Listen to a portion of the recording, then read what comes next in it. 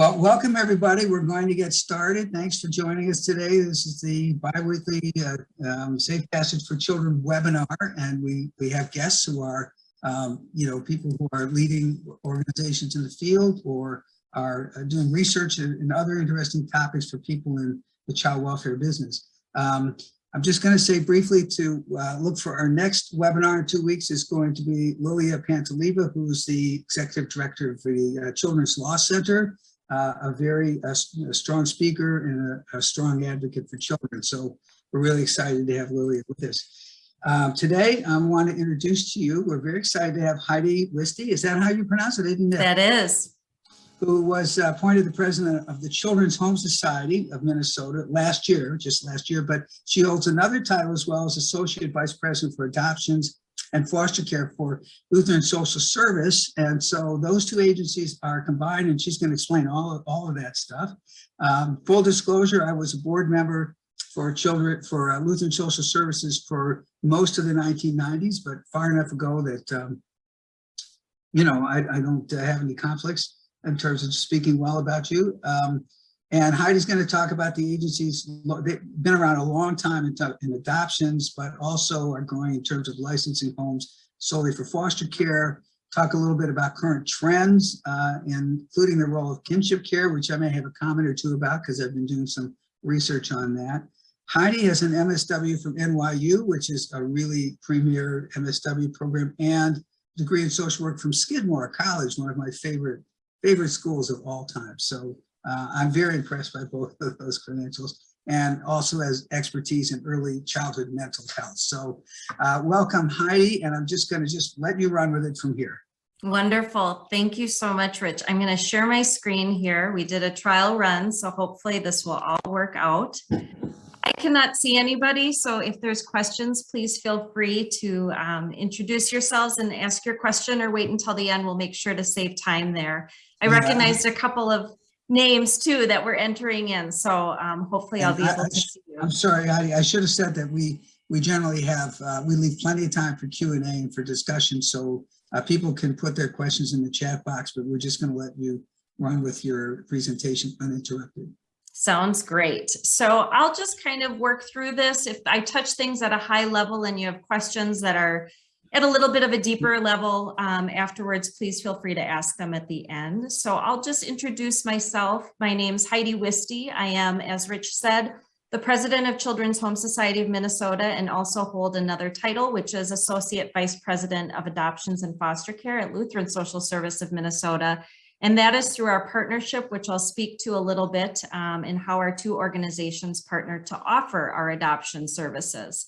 I have been working for Children's Home Society for over 20 years, started out of graduate school, and have really appreciated my time there and the opportunities to work with families, work with youth, touch various adoption programs at different levels, and now in this current position, just really reflect on all that I've learned throughout my time there. And through the partnership with Lutheran Social Service, have been with that organization for going on 10 years and have appreciated the opportunity to blend our two cultures together as we offer these services and really lean on the strengths of our program. So I'll tell you a little bit about us.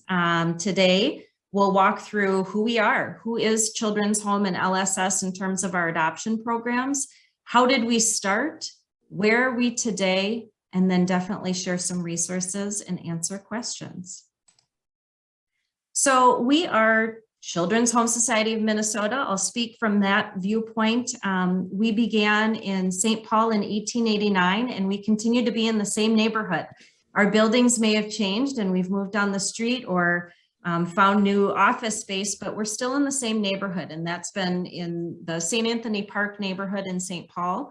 And it's something that a lot of people remember us by too, is the neighborhood.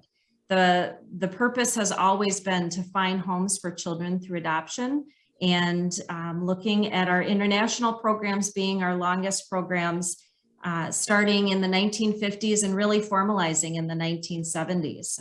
We've also expanded over the years as the programs were taking off, really found that there was a need and a need to create services and support for those families who had adopted, the birth parents who had made adoption plans for their children, and also those adoptees as they were getting older. There were lots of questions, and so Marietta Spencer with Children's Home Society began and launched the Post-Adoption Services Program in the 1960s. In terms of the partnership that I spoke about, both Children's Home and Lutheran Social Service are two organizations that have longstanding roots in the community in the child welfare program, in terms of having a background and roots in foster care on the LSS side and in adoption on the Children's Home side. In 2012, we were beginning to see the effects of kind of the change in the field of adoption. And I'll talk about that specifically with international adoptions really decreasing from what had been seen in previous years. And both organizations were looking at ways to continue their work and reached out to each other, talking about how, if they were to join together as an adoption program, how that could help power through some of the changes they were seeing in the field at that time. And so July 1st of 2012, we began a management agreement. We entered into a partnership. I explain it as competitors on June 30th and cube mates on July 1st.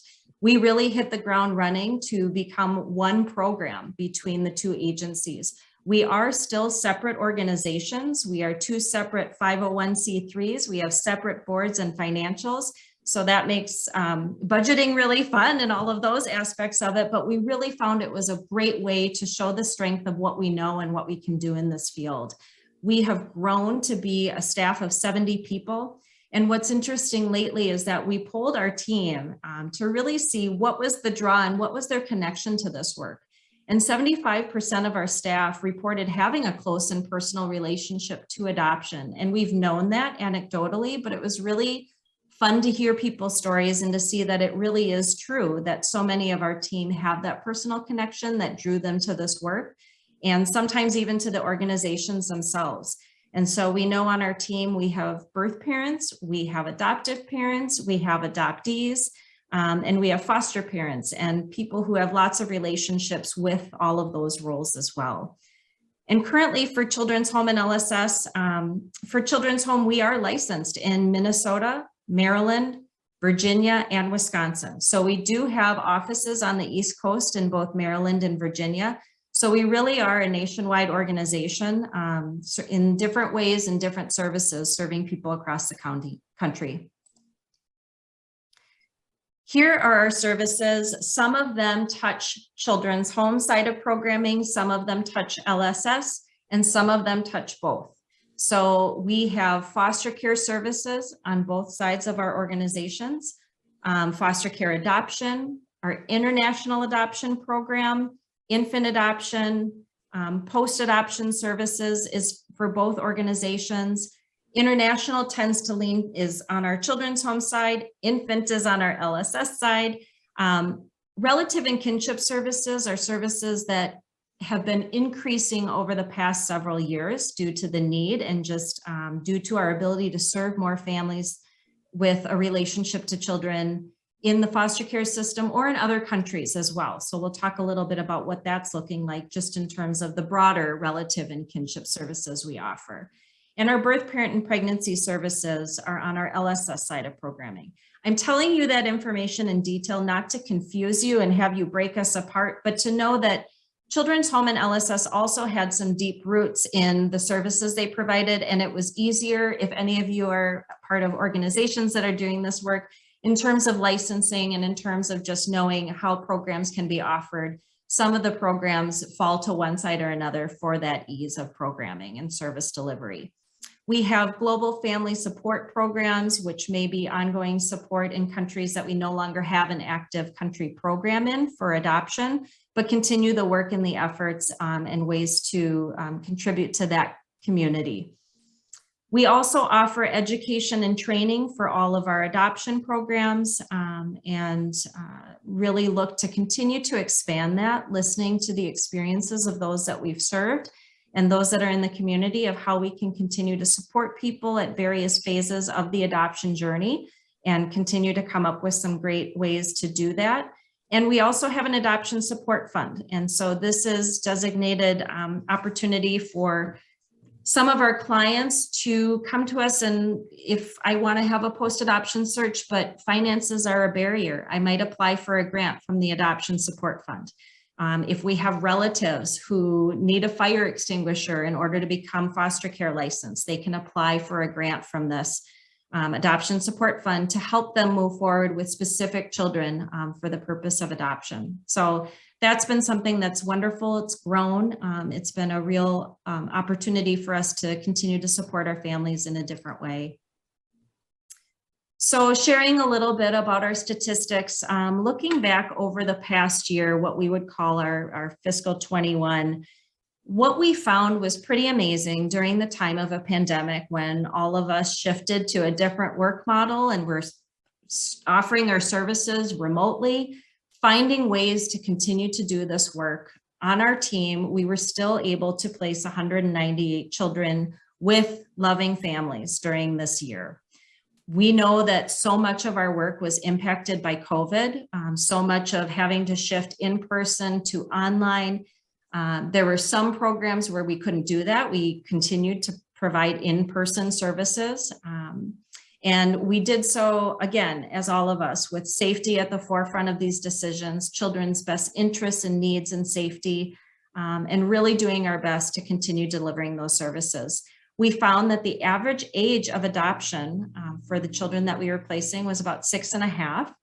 As you can see, we served about 121 youth through our child-specific recruitment services, which was wonderful. Those are people on our team who are working in partnership with the counties to identify permanency resources for children in foster care. And so we're really grateful when we can join counties and work to find families for those kids.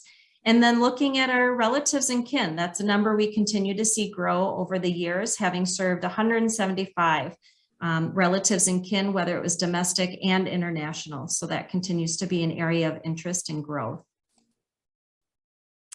We look back a bit at our history. As I mentioned, we have roots in the child welfare in terms of foster care and adoption, but we also go back to when this started. A lot of this was at the time of the orphan trains that were coming from the East Coast.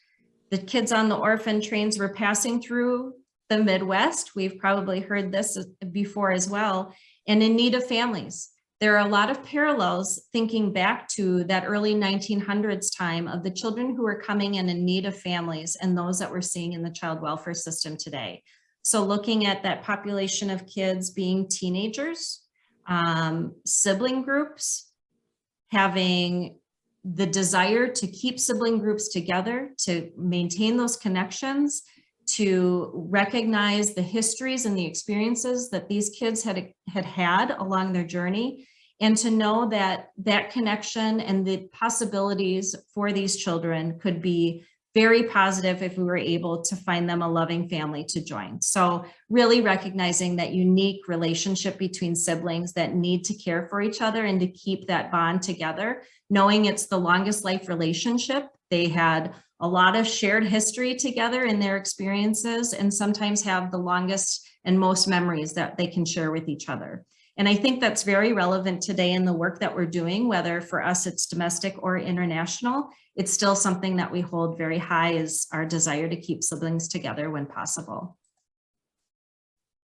So in our programming history, we look at infant adoption and really look at the peak of what that looked like. There's kind of been different programs at different time that tend to take the lead in number of placements. And we saw infant adoption hit its peak in about the mid-1940s through early 1980. We know that that work and program has changed over time. When at the beginning of the program, there was a lot of, I would say there was more secrecy around the placements and the decision to place a child for adoption. There were promises made to birth parents that they would not be, their information would not be passed along or shared through this adoption plan. And we know that the culture of infant adoption has shifted over the decades as well, where now it's more open adoptions. We have families coming in that agree to have some level of contact and communication with birth parents who are making plans for their children. So that's really changed, and more about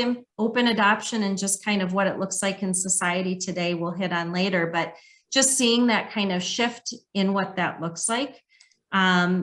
We know that because of those open adoptions and kind of that's the norm and standard of today, society has shifted. It's much more common to be a single parent. There's a lot of resources out there. We have single parents coming to our programs to adopt as well. And I think having a child outside of their marriage and interracial relationships are much more common today, and those social stigmas have subsided. We also know in this program that we're experiencing the lowest birth rates that we've seen in the country. Our program for families who are coming into this typically have a waiting period of about 2 to 4 years in terms of start and finish to placement. And we've also seen, which is really interesting in this program over the past few years, the increasing number of children who are not infants, but rather parents who are parenting and needing to make a plan. Oftentimes they've been older, in their 30s, they're parenting other children, and the children might be as old as 18 months to 3 years. So we're kind of watching that too and learning a little bit more about those trends and what's contributing to the parents' decisions to explore adoption for their children. So as we moved out of that peak period for infant adoption, this is just a visual of what international adoption has looked like over the past few decades, couple of decades. As you can see, in about 2004 was the peak of international adoption, with nearly 23,000 children being placed for international adoption into the United States. If you look at that number compared to the number that the Department of State released in 2020, that's a 93% decrease. So when we talk about in 2012, Children's Home and LSS really responding to the decrease in the number of international adoptions both organizations were experiencing, both needed to shift how they were doing this work. And this was one of the ways that they could do it, was to join their services and really look at the other programs that they were able to offer within their organization and continue to do this work with a commitment to international adoption, but not necessarily have it be the focus that it might have been 8 years prior or so. We know that with international adoption now, the kids are older, similar to some of the discussions we had from the other slide.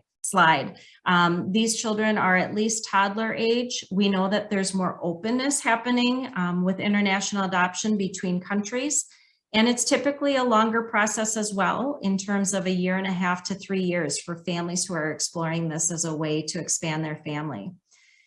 We have shifted with our programs in international adoption. We have some that are larger programs, but when I look at what our portfolio of countries that we're working with now, it's comprised of a lot of smaller country programs. It's common for people who are working with an international adoption to work with multiple agencies, in terms of having one agency do your home study and one agency be the agency that's going to work with you on the country process.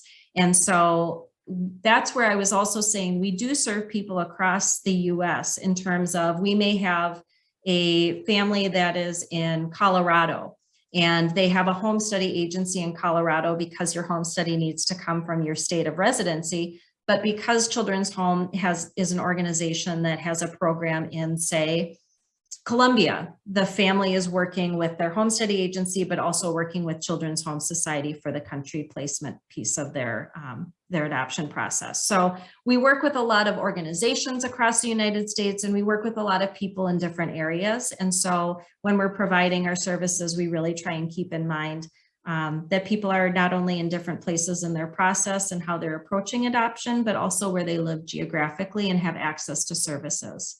And we know that with international adoption, there continues to be more relatives and kin coming and stepping into the adoption realm with an interest in adopting children in their family. And so our Caribbean programs are comprised of different countries in that area. And so we know that there's a lot of countries like Jamaica, where primarily it's relatives and kin who are wanting to adopt from that country. One of the things that is unique about Minnesota is that it has a high rate of adoption per capita. And when we look back at that history of the orphan trains coming through, not only was Minnesota a stopping point for those trains, it also had people in a community that were very welcoming and wanting to step up and help and offer. And I think that that's part of what makes that continue today. We have a welcoming community for many people wanting to care for kids, and that's just perpetuated over the years. And I think the community has reflected that and continues to grow along that same path of wanting to care for others.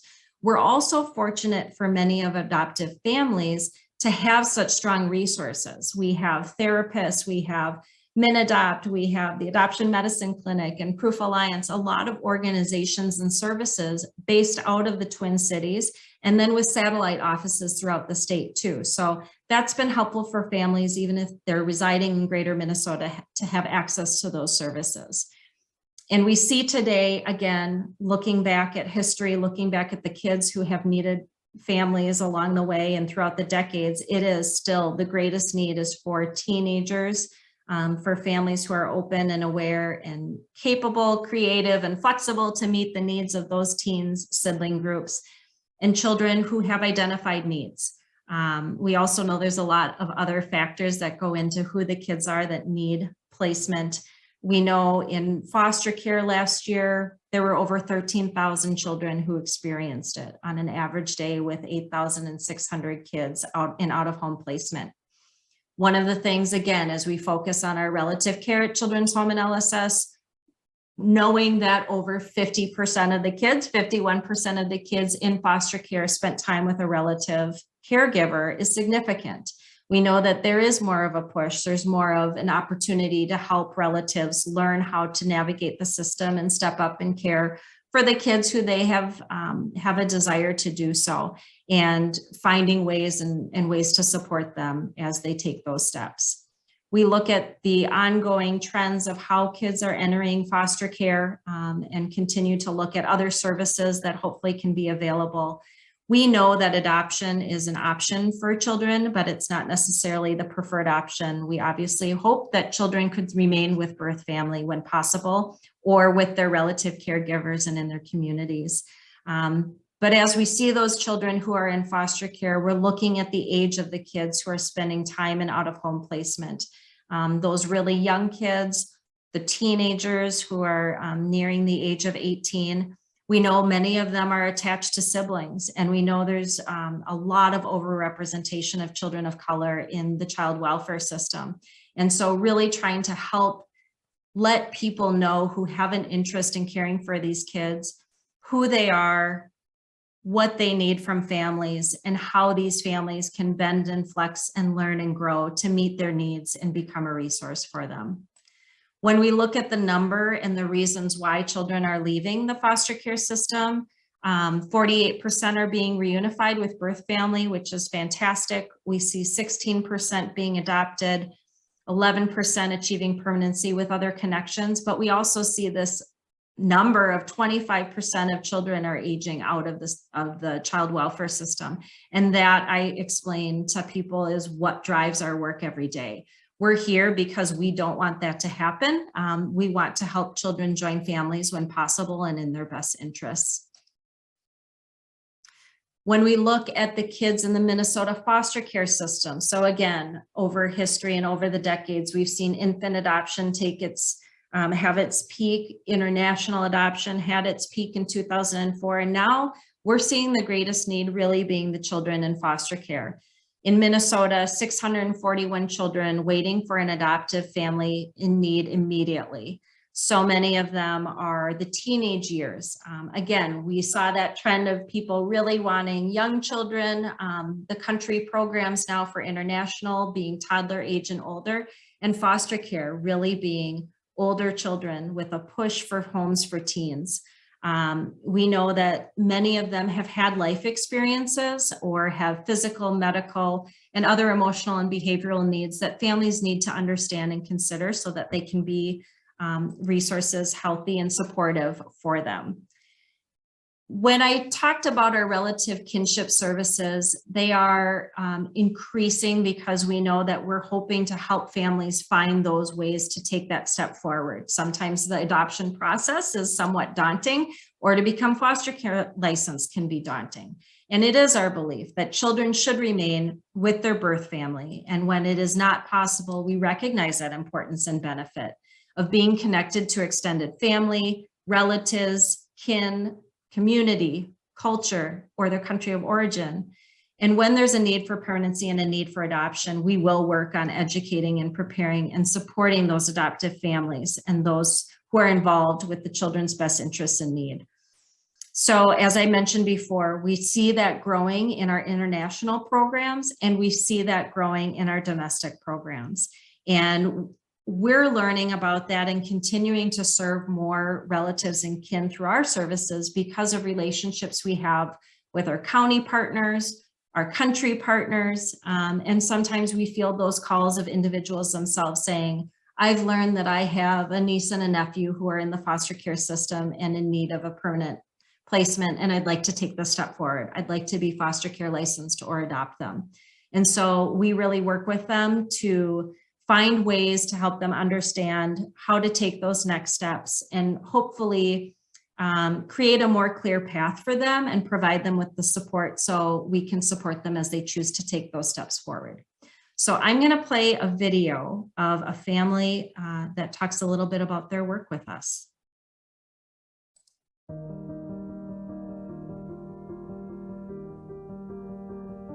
These are my grandchildren. I have 14, but this is 4 of them. My daughter was struggling at the time with an addiction, and the courts took her children. Didn't know which way to go, so I just started going to lawyers, adoption lawyers, and trying to figure out the process. It was a very challenging experience. I cried many, many, many days. Trying to figure this out, no one was there for me. When I met with my worker at the Children's Home Society, it was like, wow, I really have somebody in my corner now. They became my advocate. Anything I needed, she reached out to the county for me. I didn't have to call the county. It was amazing, the work that she did, because she was my voice then. She became my voice. My great-grandmother, Flossie Washington, she raised me to always love, to always show love. A family is important. She showed love to the whole entire community. And she said, you keep family together. She was so advocating on keeping family together. And I do the same thing, the same values she put in me, I put in my children, these grandchildren. They know the importance of family.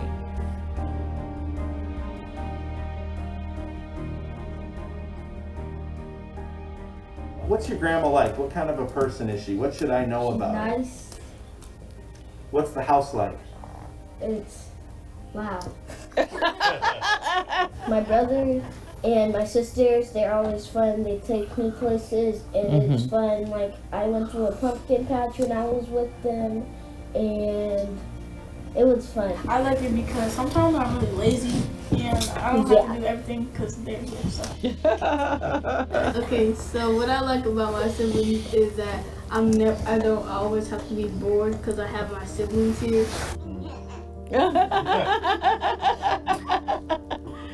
There you go, Mama.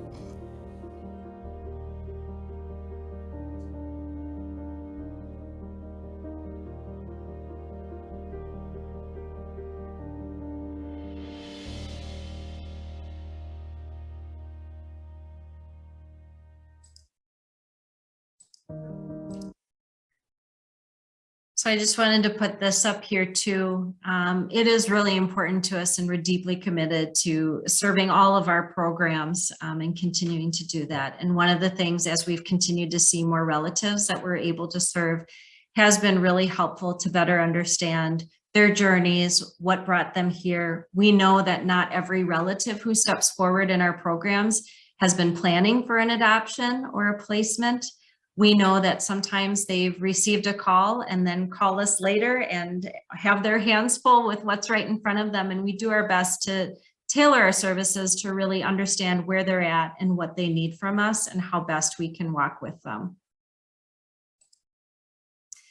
So when we look at where we are full circle today in our programs, we look at waiting kids. That continues to be the focus of our services. It continues to be the greatest need, really looking at equity issues, helping relatives and kin take those next step forward.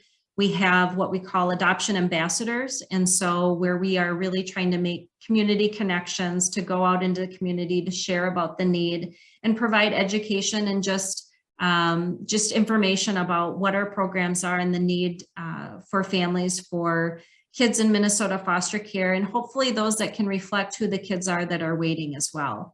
We look at different ways that we can support policies that are mitigating out-of-home care, that are giving advocacy and support to relatives. We've started looking at how we can use some of the existing services that we have in new ways. So in our post-adoption services program, for many years, we have had the ability to find people. We've done searches because we have adopted persons, or maybe we have birth parents who are coming to us saying, we'd really like to do a search for this person that I'm connected to. And we've found that we have those capabilities and that expertise, and we can help counties hopefully do searches and find relatives or kin for children who are entering into the foster care system, to hopefully help open that door for potential relatives and kin to take those steps. And what we're also learning in our post-adoption services program is, regardless of the adoption, there really isn't such a thing as a closed adoption these days. With domestic and international adoption, the relationships really being a focus, but the influence of DNA testing and social media, the ability to find people, whether or not it's a shared experience, but it's initiated by one party, and I think it's available out there, and we're seeing that our inquiries have changed too, from asking if we can do a search to find people to confirming if people are related to each other. So that's been really interesting to watch how society is influencing some of the services that we provide, and then helping us to look at how can we provide our services in a different manner. And just knowing that one of the greatest protective factors is family. We know that trauma exists in adoption. We know from the social service, mental health, public health lenses, that adverse childhood experiences and social determinants of health impact a child's development and their ability to manage that stress. We know that stress and trauma creates stress, and it has a lifelong impact that can result in the health issues such as heart disease and diabetes and substance abuse later on in life. And the more ACEs, the more likely these children are to grow up and to suffer from those health issues. And so what we're really trying to do is help families serve as a buffer to help them prevent that level of stress from becoming toxic stress, and to help them tolerate that stress, to help them join and have those positive connections with other people without the negative social, emotional, and physical impacts of what this can bring. We know that children experience love, stability, and consistency, and that this helps restore and repair the trauma that they've impacted.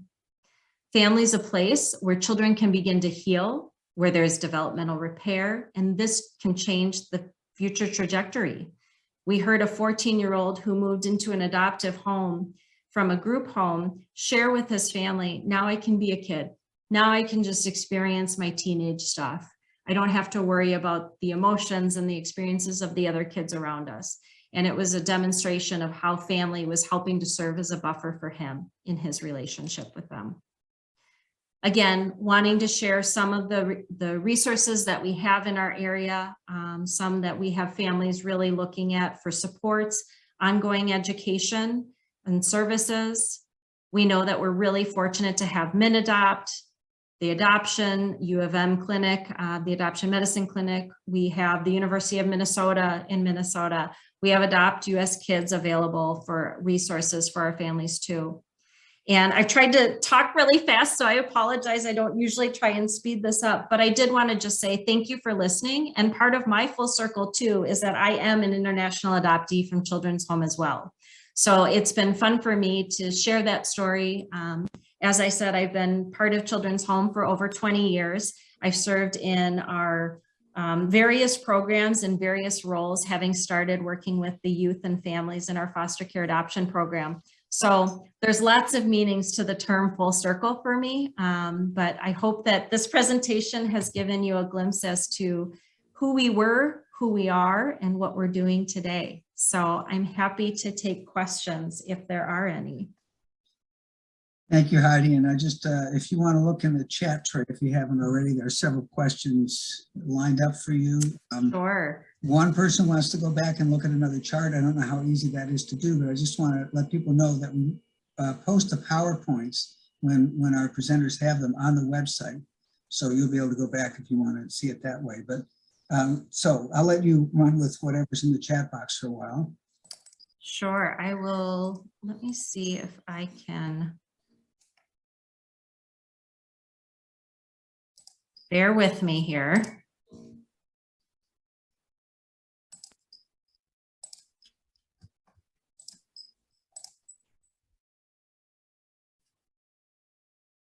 There is the slide that was requested. These statistics are based on the Minnesota DHS fact sheets that were released in April of 2021.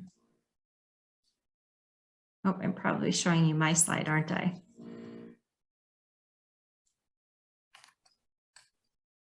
Okay. How often do you see parental substance abuse as cause of permanent separation leading to foster care? I don't want to speak on behalf of the counties. I think the counties are really the ones in Minnesota who are seeing the children enter and working with birth parents on their case plans. So I don't want to overstep and answer for the counties. I don't know if there's a county worker on the call who would want to field that, but I would say when we're reviewing histories of children, it's often a part of or a factor of what birth parents were experiencing at the time. It may not be the only factor, but it's a common one that we've seen as we review information for the kids we're serving. And Sarah, I see your question in terms of the policy work that we're doing.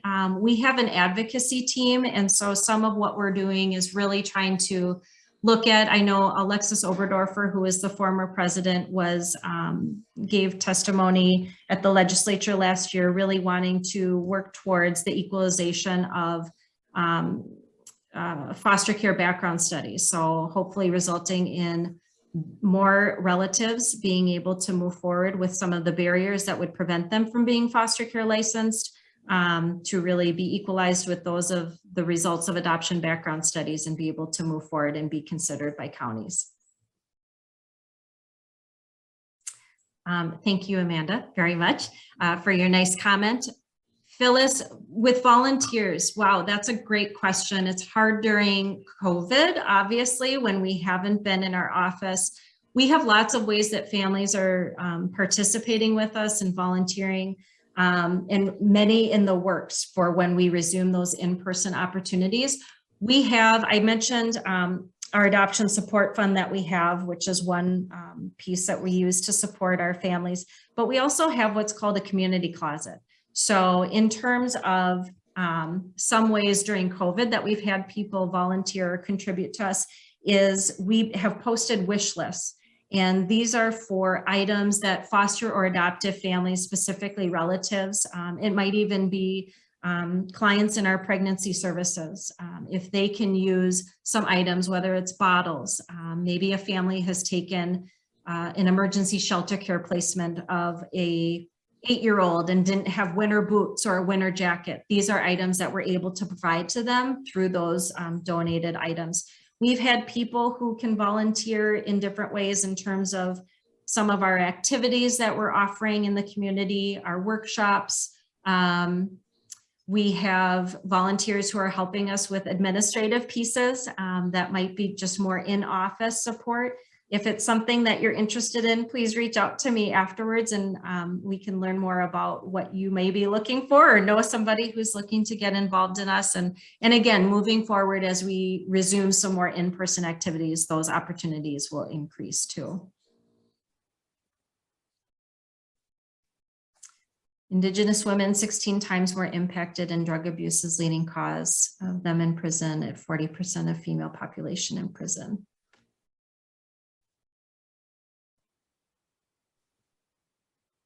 Sorry, I'm just going through all of these. Yeah, I think it is really difficult to see all of what is happening within the child welfare system in terms of the overrepresentation of children of color.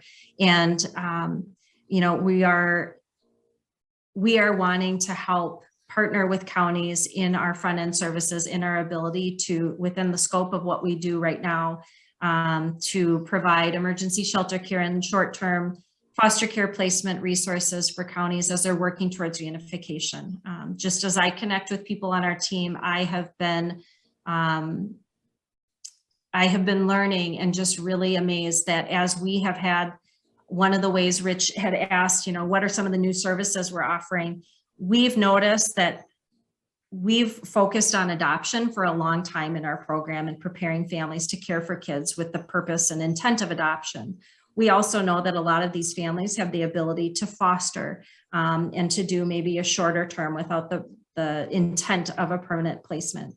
And so as we've grown that area of our work and the service and the way that we can support children in foster care through those foster care intended placements and emergency shelter care, I was touching base with our team who was saying we continue to see an increase in the number of young children who are placed in our emergency shelter care homes, and our families are working with the counties to support reunification efforts, and those reunification efforts, even within our placements, have increased over the years. So really looking at what that looks like and how we can continue to support kids no matter the phase that they're in, whether they're in need of an adoptive family or in need of a safe place for that night.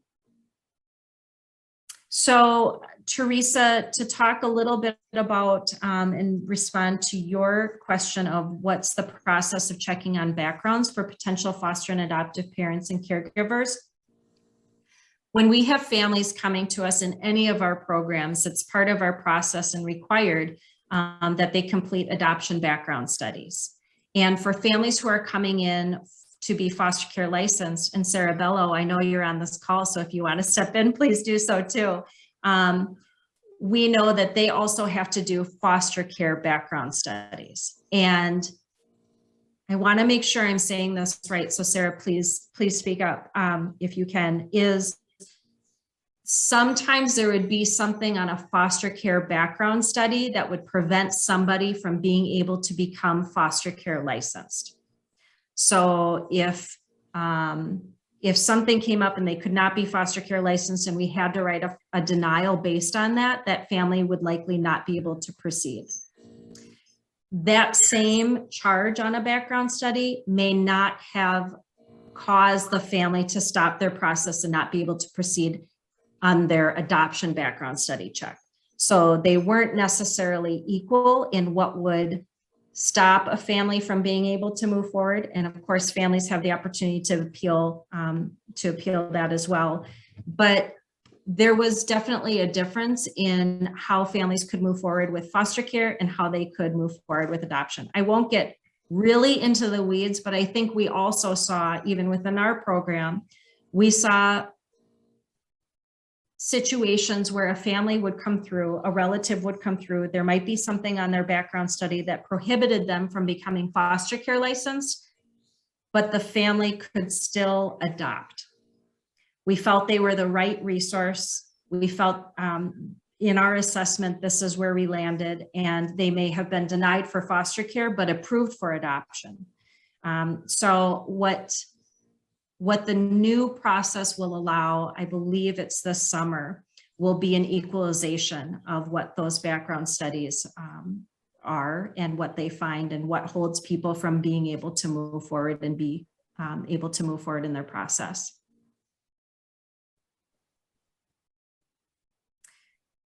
Is there an estimated number of children who should be able to have access to foster care or adoption but can't be served? I don't have that number for you. I think if I'm reading and interpreting the question correctly, you're wondering if there are kids out there, and Todd, sorry to put you on the spot, who would be in need of services or out-of-home placement and don't have access to that, or who are in the child welfare system but unable to move forward with adoption. I'm not quite sure I understand the question. Is it okay if I talk? Sure. Yeah, please, yeah, anybody. I'm trying to get a handle on unmet need. I have a feeling there's a lot of kids who would benefit if they had access to enough people willing to do foster or adoption with them. But I don't know that. I don't even know if that question makes sense. It's kind of trying to get a handle on unmet need for kids out there who really need what you've been able to provide. Well, and I think, Todd, if I can go out on a limb and just say our hope would be if there are children that could benefit from more positive relationships in their life, it would be wonderful if those children were able to remain with their family safely and have access to those positive relationships outside of that family as well to support them. And I frame it that way because, as I had said before, if we're able to help children stay in their birth families and connected to relatives and kin and connected to their communities and culture, we know they can do better. We know that that is really important from the adoptees that we talk to, the birth parents we talk to, and the adoptive families that we work with. And you know, we know how important relationships can be and what those can serve. I talked about family serving as a buffer, but I think those positive relationships can supplement that as well. So hopefully there can be an opportunity for children to receive those. And I think not only through programs like ours, but again, as we're part of a community, it's not just falling on organizations like ours, but it's also through different services, mentoring services, school services. We hope that kids, especially this year being back in person in their physical school buildings, have access to the people and adults around them who can identify what some of those needs are and hopefully be working with families and community partners to provide kids with that nurturing.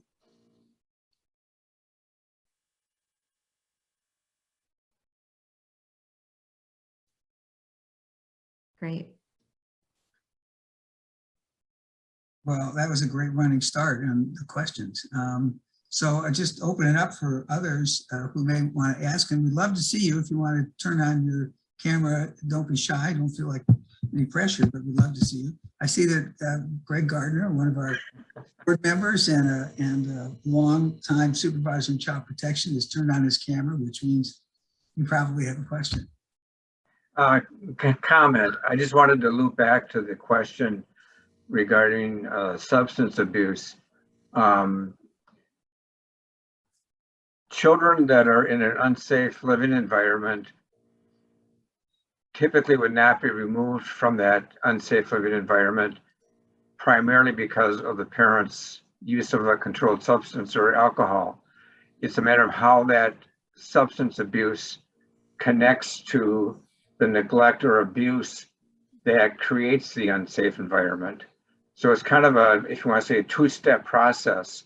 It's how the substance abuse translates into the neglect or the abuse that then creates the unsafe environment, which then makes it necessary for the children to be moved into a safe environment.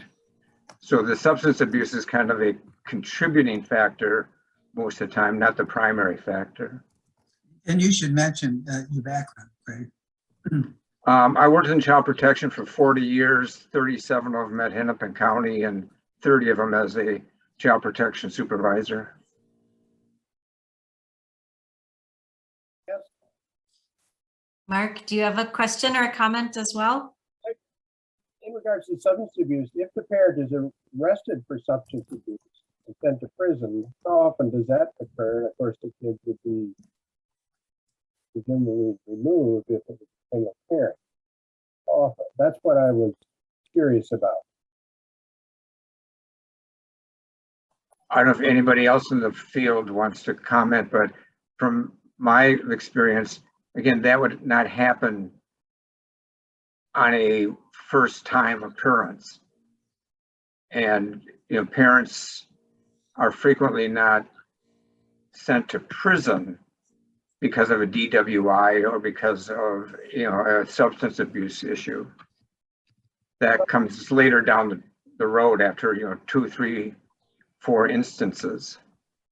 And oftentimes related to, again, other behaviors like the substance abuse leading to a criminal activity or leading to a car accident and, you know, somebody being injured in the car accident. So again, it's usually connected to other behaviors.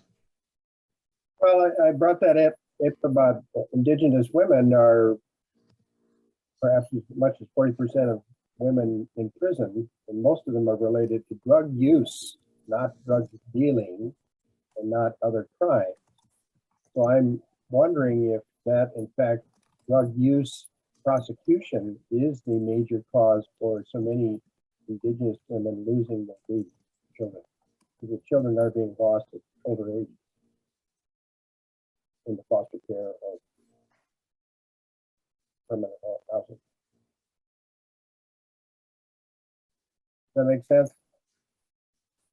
I don't know if I'm the person who can provide you with a great response to that question, but I think it's interesting to hear that the way that you posed that question, Mark.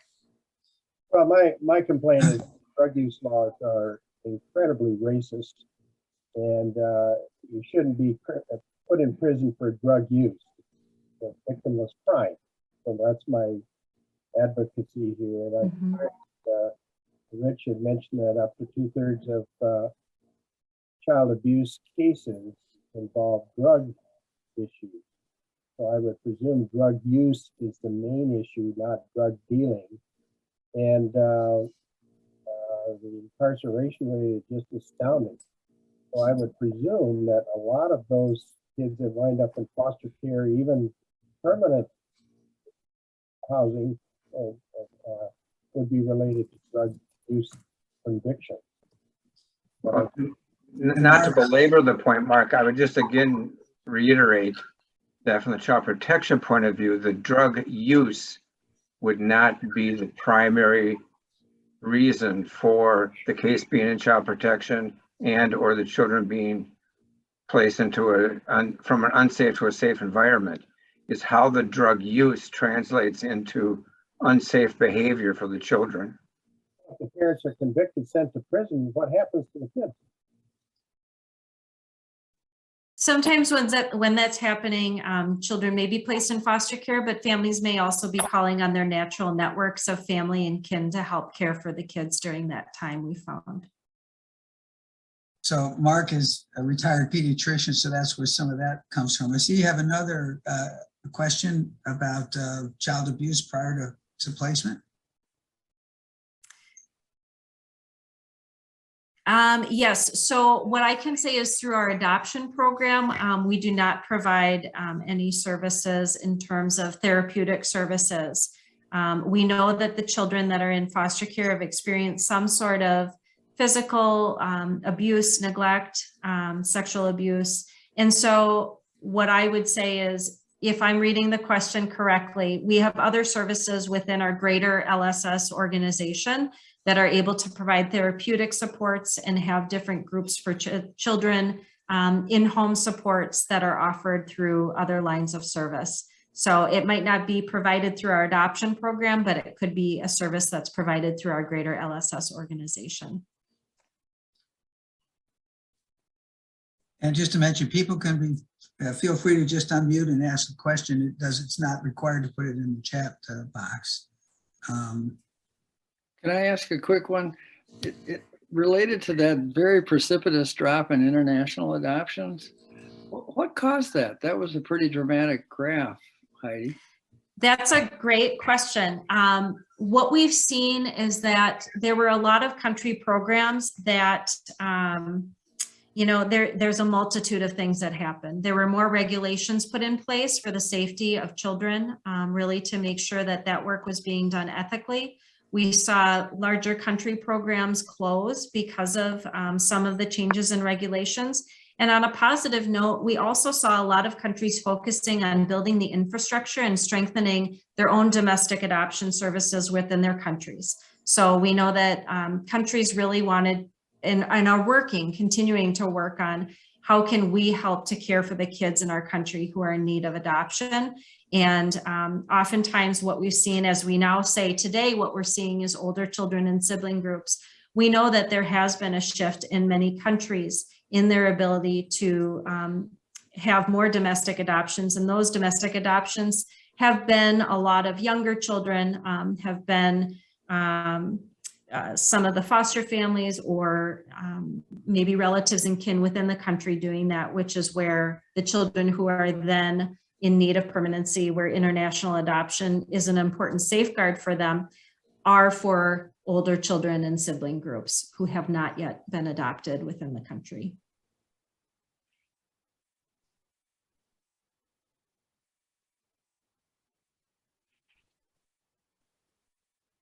Any other questions?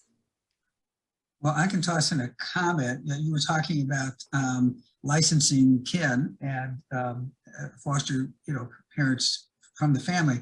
And we were part of a coalition last year, and you may have been, this is maybe the legislation you're referring to, where we significantly lowered the barriers to becoming a licensed foster parent, primarily with kin in mind. So I think there was something like 73 or 75 nonviolent felonies that were removed from the list of disqualifiers or moved from a permanent to a 5-year, with some, reservations or worries about that. So the other part of the bill was to, for the Department of Human Services to develop standards for recruitment, screening, and monitoring so that they have some kind of a handle. And I think that was basically not for Children's Home Society, and it was for counties. But in the absence of the other half of that equation, I've been tracking child fatalities, and 1 out of 5 child fatalities in the last, since 2018 have been in foster care or kinship foster care, including several instances of pretty extreme torture. So this is not, I'm not talking about Children's Home Society, I'm talking about county placements. But the issue, the concern I have is that, we have to really focus on the best interest of the child. The counties will say, well, we have 50% or 60% of our placements are kinship placements. But hey, I grew up in the projects. I grew up in, a neighborhood where, there was a lot of disorganized families, and just moving them from one kin to another without, doing the due diligence and making sure that it is a safe place is just not working out, in my opinion. So and again, I think this is a county level issue, not a nonprofit, but it may be working out in some cases, but it just seems a little random in terms of where kids are going, to me. And I think what I can contribute to a response with that is just in terms of when we have relatives and kin that are referred to us for licensing or referred to us as a placement option, we're going through a thorough assessment process. And Stacy Geringer, I see you on here as well, having the experience and the work that we do with families, the way that we work with all families in our assessment process. We don't just touch lightly on background histories and significant events in people's lives. We really dig down deep. And sometimes we're working with families where we support them, and in our assessment, they're able to move forward and become foster care licensed. And in some, they're not. And sometimes it's not necessarily related to a background issue, but it's because of other information that we've talked through. And so I can only speak from our program and just say that I feel we're extremely thorough in that assessment, and we can't always predict the future, but we do our best with what we have. But yes, I hear what you're saying. I was explicitly excluding Children's Home Society and LSS because I've worked, I was on the board with LSS. They have very high quality programs. I think the same is true for you. I was speaking primarily of county. Yeah. And, there was a very critical report by the Hennepin County Citizens Review Panel of the kinship process. And I think that there's such an effort to, kind of with a lot of political pressure to, place children with kin, that we don't have an equal balance in terms of the best interest of the child. And it's just not supported. So even though we were, I think, instrumental in helping get barriers lowered for kin to become foster parent, the other half of that equation has not really been honored yet. Mm-hmm. Mm-hmm.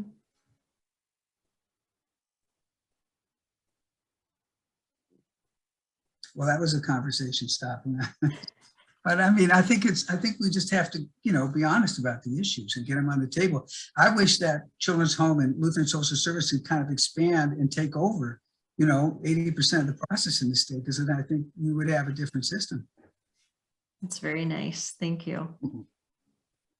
Thank you all for having me today. I've appreciated the time and the opportunity to share with you about what we're doing over at Children's Home and LSS. And I've had some messages on the side, so I hope to connect with some of you outside of this meeting as well. But thank you. So are there any final questions for Heidi? Or if not, I think you're right. We're about ready to wrap up. Yeah, it is time. Okay, well, thank you so much, Heidi. And I hope you get some follow-ups from this. And again, it'll be the video of this as well as the PowerPoint will be on the website. So we'll hopefully see you all in 2 weeks. Thank you.